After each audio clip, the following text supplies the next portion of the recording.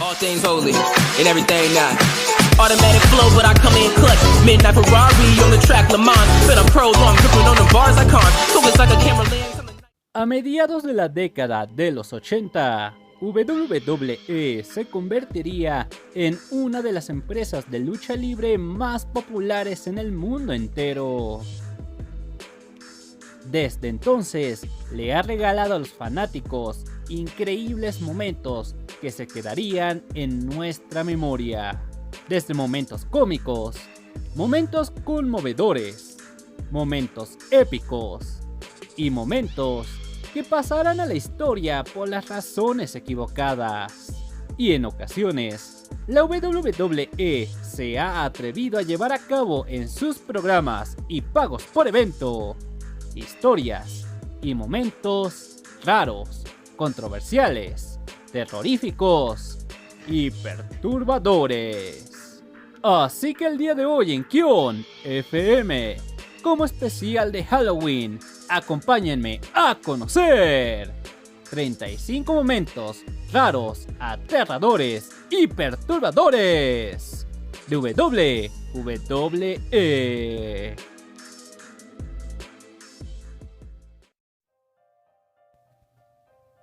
En diciembre de 2019, The Miz comenzaría una corta rivalidad en contra de Bray Wyatt, quien en Survivor Series había sido la razón de la desaparición de Daniel Bryan, y The Miz prometería a los fanáticos traer de vuelta al dragón americano. Estas amenazas por parte del Bocazas llevaron a Bray a iniciar con sus juegos mentales, y se metería con algo muy importante para Miz: su familia, acosándolos en su propio hogar.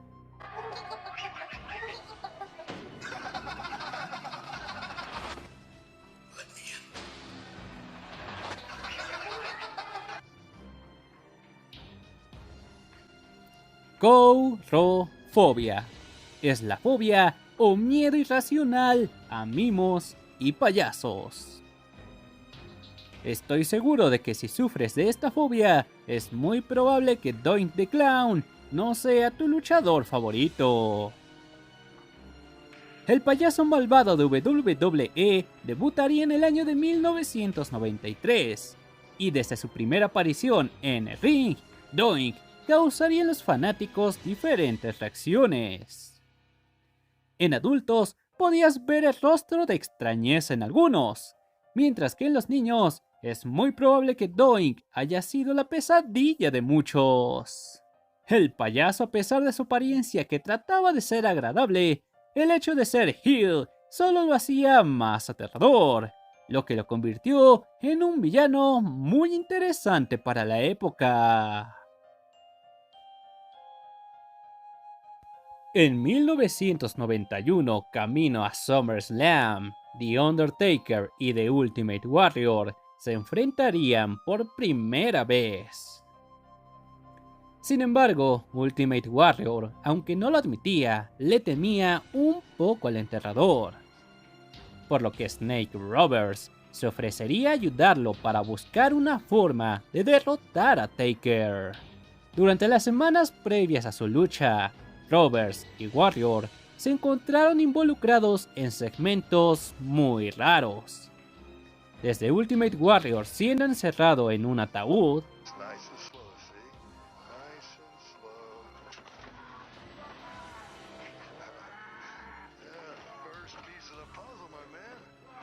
siendo enterrado en un cementerio,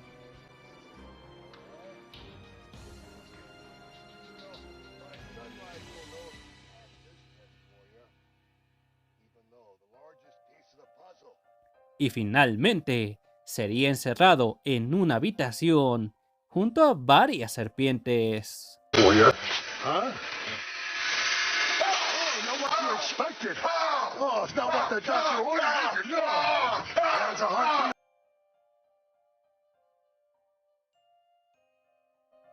A inicios del 2020, Daniel Bryan buscaba arrebatarle el campeonato universal a un imparable Bray Wyatt poseído por The Fiend. Así que para Royal Rumble, Bryan retaría a Wyatt en una lucha de correas. Y unos días antes de su enfrentamiento, se llevaría a cabo la firma de contrato que haría válida la oportunidad del dragón americano por el campeonato universal.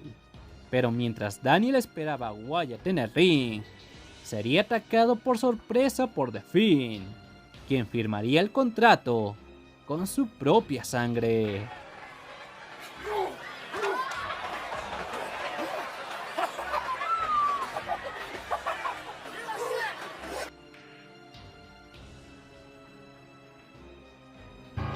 Lives are gonna be in Waylon Mercy's hands. Permítanme presentarles a Waylon Mercy, luchador de la década de los 90, quien interpretaba a un psicópata, inspirado en Max Cady, personaje de la película Cape Fear, protagonizada por Robert De Niro. Mercy era raro, era un sujeto con una gran sonrisa que no parecía causar ningún tipo de problema, pero que de su boca podían salir locuras, y que en su frente tenía tatuada una daga. En sus luchas, sus expresiones eran exageradas, hasta cierto punto caricaturescas, siendo recordado por su mirada de psicópata cada que aplicaba una Hall Sleeper.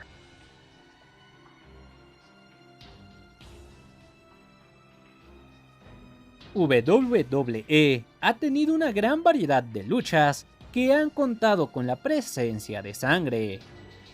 Muchas de ellas se han vuelto icónicas. Y si hablamos de luchas sangrientas, no podemos ignorar las que son consideradas por los fanáticos como las más sangrientas en la historia de WWE. Y me refiero a JBL contra Eddie Guerrero y JBL contra John Cena en las ediciones 2004 y 2005 de Judgment Day. En la edición de 2004, JBL se enfrentó a Eddie por el campeonato indiscutido. Era una lucha estándar, pero a media lucha, por un corte en la frente de Eddie, el Latino Hit comenzaría a sangrar sin parar, dejando la lona y a su rival manchados del líquido vital.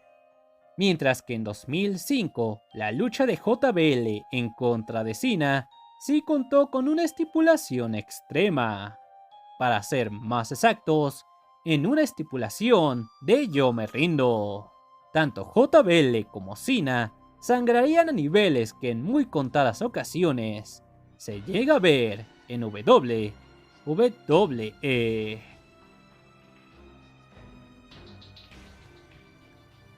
Cerca de las fechas de Halloween en el año 2015, WWE lanzaría en su canal de YouTube una serie de videos en los que algunas superestrellas contarían historias de terror. Y uno de los protagonistas de estos videos fue Bray Wyatt, quien nos narró la historia del Hombre de los Bosques y cómo Bray conoció a este misterioso ser. El relato y la ambientación del video fueron perfectos para un 31 de octubre. Pero lo más curioso del caso es que Bray, al momento de describirnos al misterioso Hombre del Bosque, sus características nos recuerdan bastante a un ser que conoceríamos 4 años más tarde.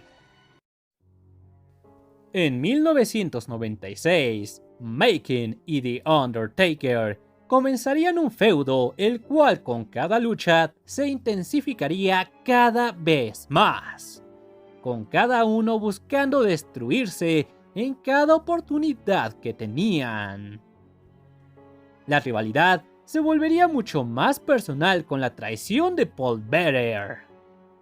Así que para poner fin con sus intensos enfrentamientos, Making y Taker se verían las caras en In Your House, Buried Alive, en la primera lucha de Enterrado Vivo.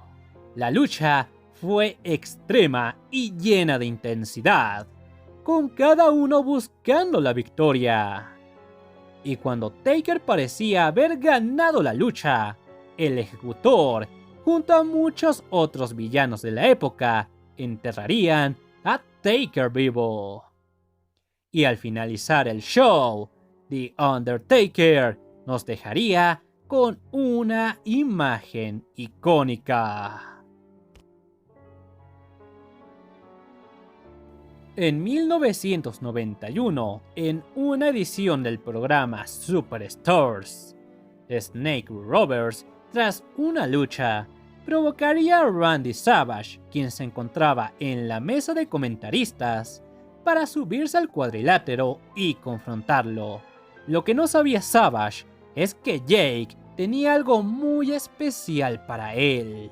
El hombre de las serpientes, tras atacar al macho y atraparlo entre la primera y segunda cuerda, sacaría de una bolsa a una cobra rey, la cual mordería el brazo de Macho Man, dejando al público totalmente impactado.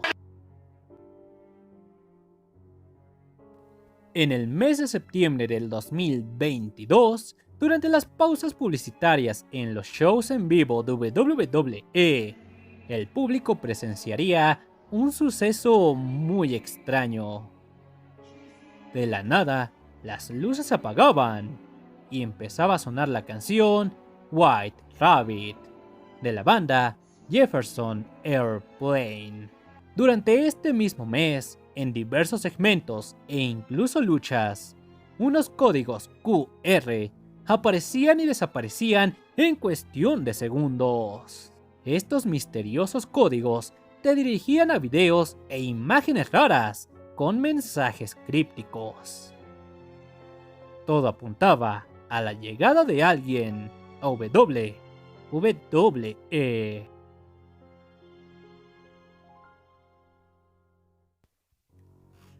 Si de luchadores raros y aterradores hablamos, The Boogeyman no puede faltar.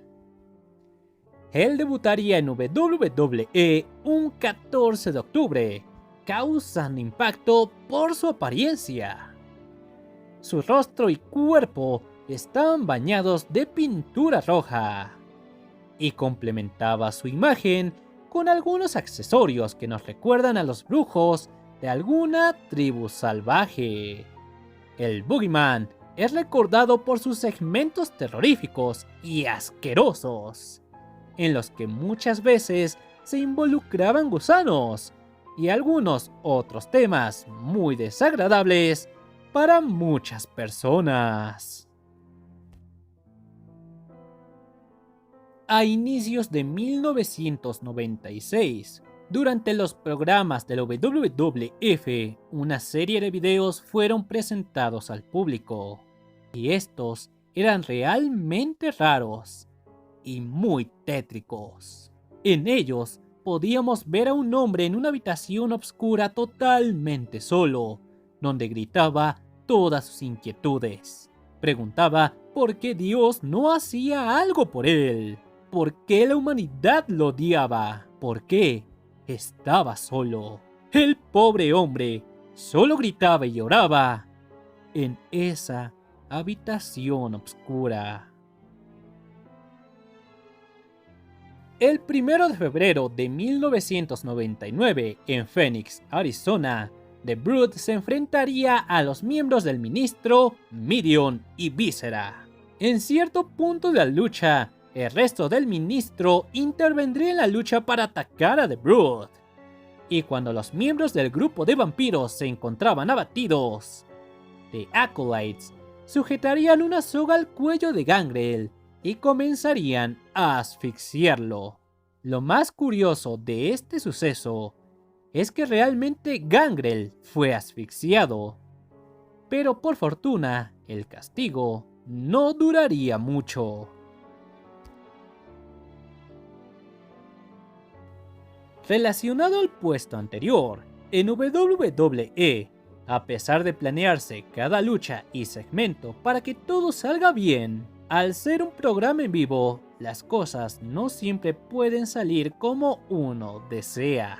En segmentos, las superestrellas pueden olvidar sus líneas o incluso pueden ocurrir accidentes curiosos. Pero en una lucha, los errores pueden ser fatales. A pesar de que las superestrellas mantengan un estricto entrenamiento e inclusive planeen el desarrollo de la lucha, existen factores tanto externos como internos que pueden originar en un luchador o luchadora una lesión, ya sea una lesión que lo mantenga fuera de acción temporalmente, o inclusive lesiones que ponen en peligro no solo la carrera, sino también la vida de la superestrella.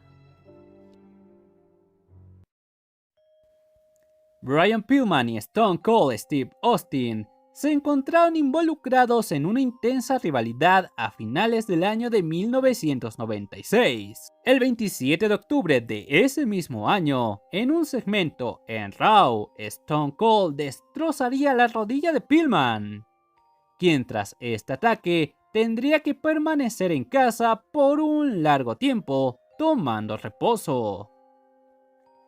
Pero la sed de venganza de Pillman lo llevaría a amenazar a la serpiente de cascabel con un arma durante una entrevista en vivo desde su hogar un 4 de noviembre. Austin llegaría a la casa de Pillman para continuar con su ataque. Así que al ingresar a la casa de Brian, sería recibido por un loco Pillman, quien no dudó en dispararle a Stone Cold. En WrestleMania 15, The Undertaker y Big Boss Man se enfrentarían en una lucha Hell in a Cell para poner punto final a su rivalidad. El momento más recordado y más choqueante de toda esta lucha fue cuando The Undertaker, con ayuda del Ministro de la Oscuridad, colgaron a Bossman con una soga del techo de la celda infernal, asfixiándolo. En la edición de Rey del Ring de 1998 se llevarían a cabo dos luchas Hell in a Cell: Kane vs Steve Austin y Making vs The Undertaker. Esta última es considerada por muchos como una de las luchas más violentas en la historia de WWE. Además de que también es recordada como la noche en la que Mick Foley casi muere. La lucha daría comienzo desde lo alto de la celda, y a tan solo algunos minutos de que la lucha comenzase, Taker lanzaría a Making del techo de la celda hacia la mesa de comentaristas. Momento en el que todo el mundo pensó que Mick había muerto. Los paramédicos llegarían a ayudarlo, pero Foley, sin obedecer sus órdenes, regresaría a lo alto de la celda, solo para atravesar la misma con una gran garra infernal. A pesar de estar totalmente lastimado, en cierto momento cuando las cámaras enfocan el rostro de Foley, podemos ver en él una gran sonrisa. Mick se levantaría una vez más y continuaría con la lucha, la cual perdería, pero se ganaría el respeto de todo el mundo aquella noche.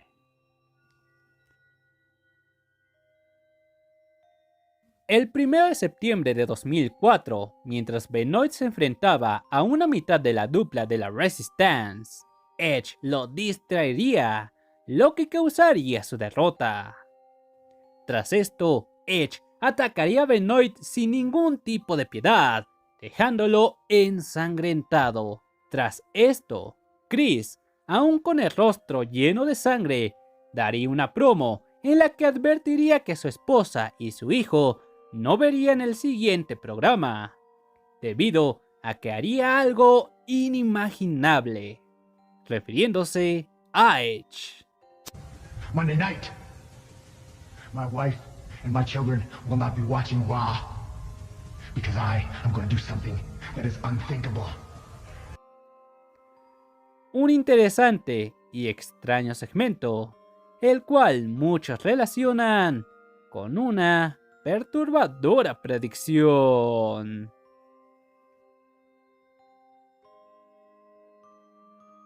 A finales del 2002, Kane comenzaría un feudo con Triple H, en el que ambos pondrían en juego el campeonato intercontinental y el campeonato peso pesado. Pero Hunter llevaría la rivalidad al terreno de lo bizarro, cuando dio a conocer que el gran monstruo rojo asesinó a su novia, Katie Big, estrellando el auto en el que ambos viajaban, tras haber mantenido relaciones íntimas. Y para ilustrar esto, Trips, en un segmento, se disfrazaría de Kane y mantendría relaciones con un maniquí en un ataúd.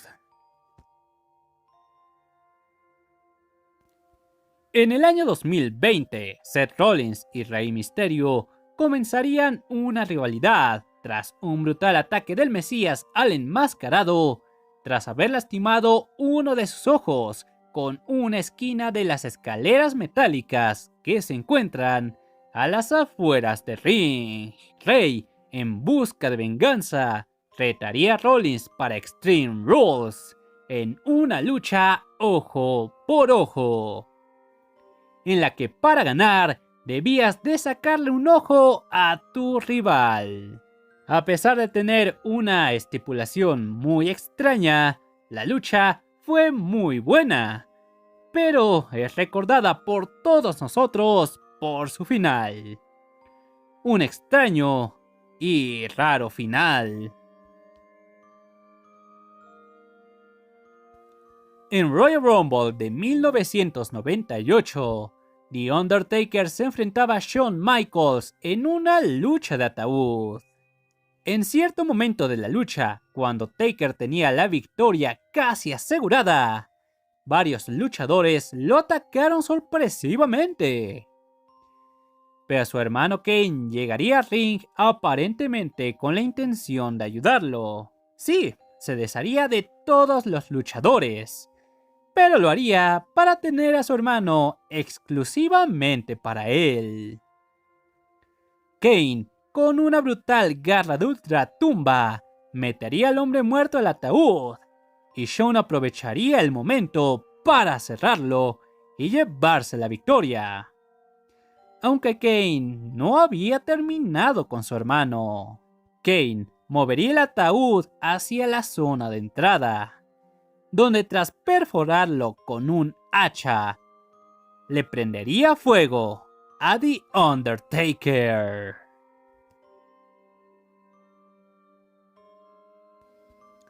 En el Raw del 7 de septiembre de 1998, The Undertaker y The Rock se enfrentarían a Steve Austin y a Makin. En cierto momento de la lucha, Austin y Taker se dirigieron a la zona del público.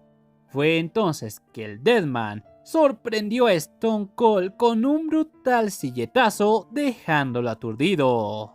The Undertaker cargaría a Stone Cold en sus hombros y lo llevaría a la rampa de entrada, donde algunos druidas y Paul Bearer, junto a un gran símbolo del Ministro Obscuro, crucificarían a Steve Austin frente a la mirada atónita de cientos de asistentes.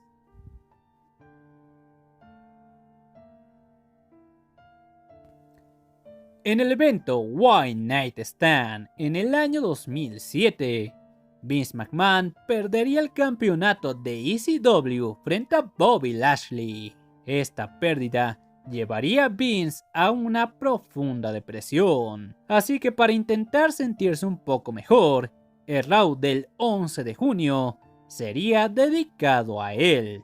Pero tanto luchadores como el staff de WWE se dedicó a insultarlo y a llamarlo imbécil. En su último intento de generar empatía, Vince saldría al cuadrilátero para hablar con el público, pero todo el mundo continuaría insultándolo. Así que Vince, con un gran rostro de tristeza, se iría de la arena y cuando subía a su limusina, esta explotaría.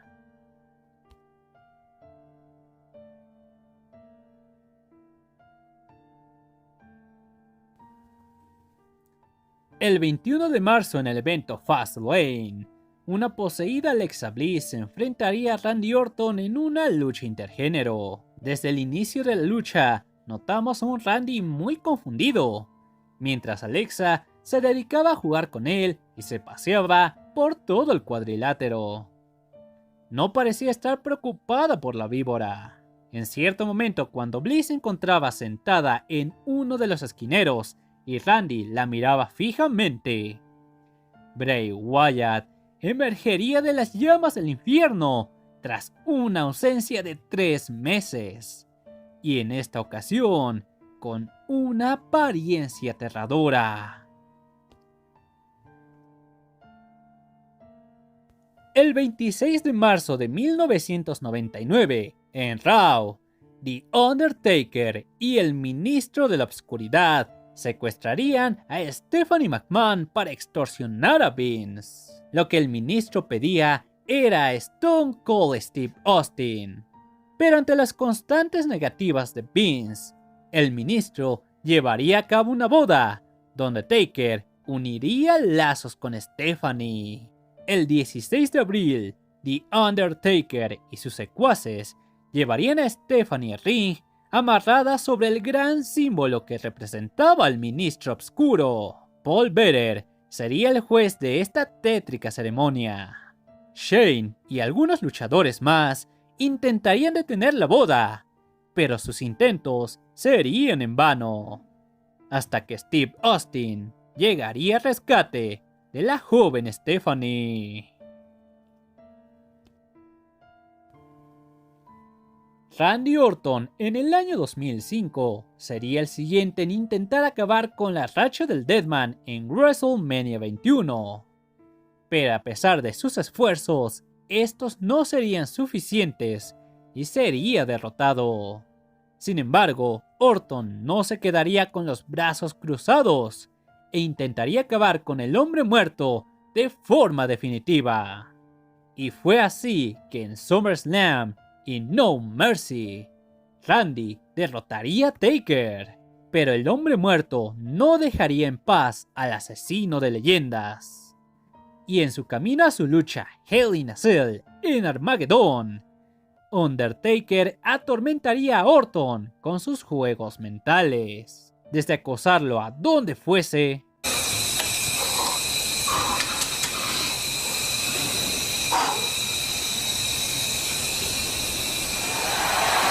mostrar a su padre bañado en sangre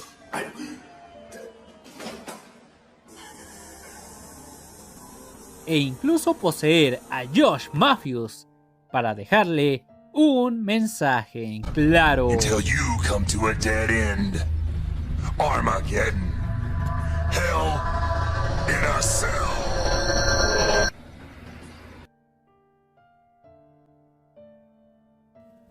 Camino a WrestleMania 12, The Undertaker se enfrentaría a un imparable Diesel, tras haberle costado una lucha por el campeonato de WWF en contra de Bret Hart.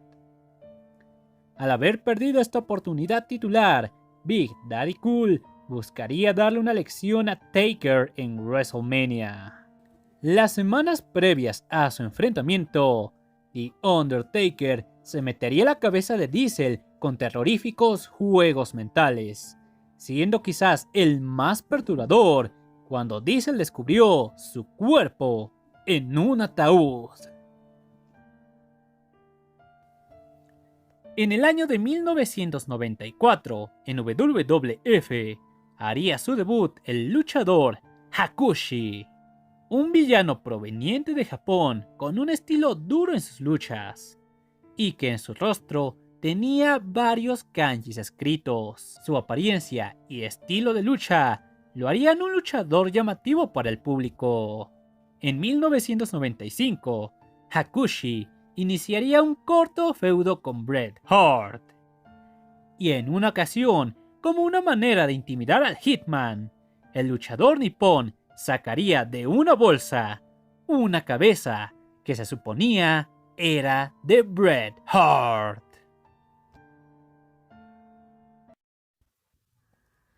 Era un 20 de mayo de 2004 y en SmackDown, Eddie Guerrero se aliaría a Rey Mysterio y a Rob Van Dam para enfrentarse a los Dudley Boyz y a JBL en una lucha de relevos australianos. En cierto momento de la lucha, Eddie recibiría el relevo de Rey Mysterio y entraría al cuadrilátero con toda la energía.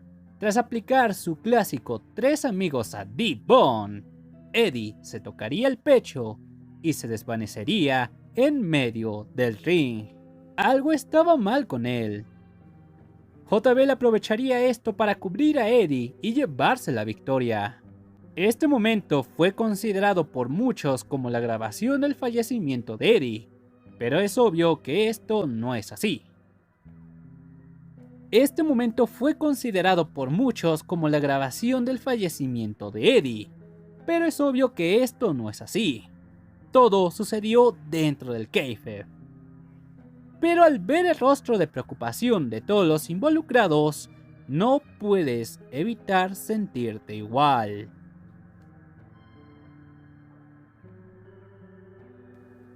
A finales del año 2011, durante los shows semanales de WWE, una serie de promocionales interrumpían la programación. Estos se desarrollaban en un salón de clases, donde los únicos protagonistas eran un niño y una niña. El niño en cada una de las promos anunciaba la llegada del fin del mundo. Y al final de cada video aparecía una pantalla en negro, y encima de ella, en letras blancas, unas palabras o frases se escribían. Entre ellas se encontraban: esto comienza, segundo, control, profecía y el fin comienza. Todo parecía indicar la llegada de alguien a WWE, pero ¿quién podría ser la persona detrás de estas extrañas y perturbadoras promos? En TLC 2020, Randy Orton y Bray Wyatt se enfrentarían en hasta ahora la única edición de la lucha de la Casa de las Luciérnagas. Lo especial de esta estipulación es que la única manera de ganar sería prendiendo en fuego a tu rival, algo que en muy pocas ocasiones se ha visto en WWE. Desde el primer momento, Bray se mostró como la fuerza imparable, mientras Orton era estratégico y se haría valer de algunos trucos sucios. En varios momentos, ambos luchadores estuvieron a punto de tocar el fuego, pero Randy, tras quemar la espalda de The Fiend y sorprenderlo con un RKO, se llevaría la victoria. Pero esto no sería suficiente para la víbora, quien roció gasolina sobre The Fiend y lanzaría un cerillo sobre él, prendiéndolo en llamas. El luchador Dennis Knight, tras algunos meses fuera de televisión debido a una lesión del cuello, regresaría a WWF en 1998, pero a finales de ese mismo año, Knight sería secuestrado por The Acolytes. Nadie conocía sus planes, pero pronto descubriríamos que quienes estaban detrás de este secuestro era nadie más y nadie menos que el Ministro de la Oscuridad, quienes necesitaban a Dennis para un sacrificio. Así que el 11 de enero de 1999, frente a todo el público presente en Houston, Texas, The Undertaker ofrecería el cuerpo de Knight como sacrificio, marcando en su pecho la cruz del ministro, y sería bautizado como Mideon.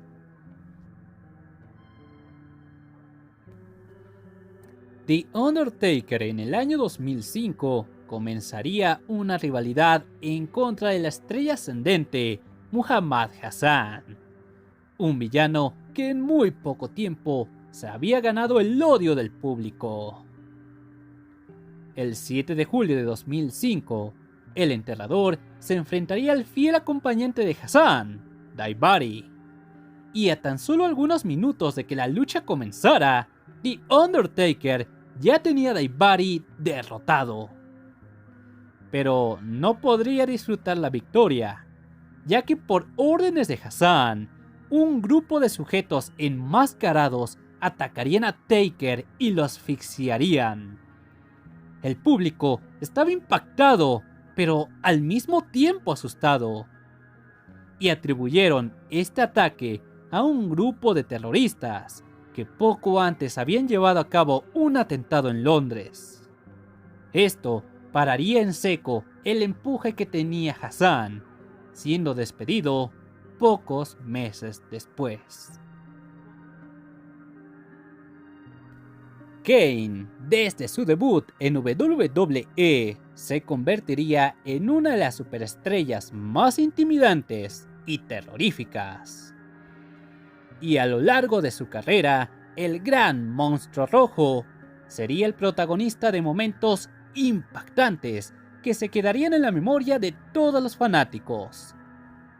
Y quizás dos de los momentos más terroríficos que protagonizó fue cuando le prendió fuego a un miembro del staff y al mismísimo Jim Ross. El primer suceso tomaría lugar un 23 de marzo de 1998, cuando Kane, como una forma de demostrarle al mundo entero sus poderes sobrenaturales, realizó diferentes demostraciones, desde explotar parte de la iluminación de la arena, destruir los televisores de la mesa de comentaristas y, lo más impactante, prender en llamas a un miembro del staff. El segundo evento sucedería un 14 de julio de 2003. Kane había perdido su máscara en contra de Triple H poco antes, y Jim Ross lo entrevistaría para conocer sus sentimientos sobre este suceso. Pero como sabemos, Kane no es una persona muy estable, y en un arranque de ira, golpearía a Ross, lo tiraría al piso, lo bañaría en gasolina y le prendería fuego.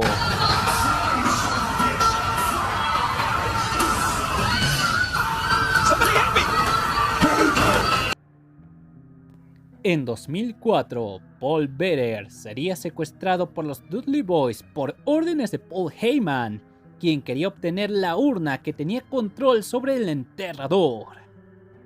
The Undertaker sería controlado por Heyman por algunas semanas, pero se le daría la oportunidad de devolverle la libertad a Bearer si él derrotaba a los Dudley Boyz en The Great American Bash en una lucha en desventaja, en la que se estipuló lo siguiente: si The Undertaker perdía, Bearer sería sepultado en concreto, pero si Taker ganaba, Heyman los dejaría en paz.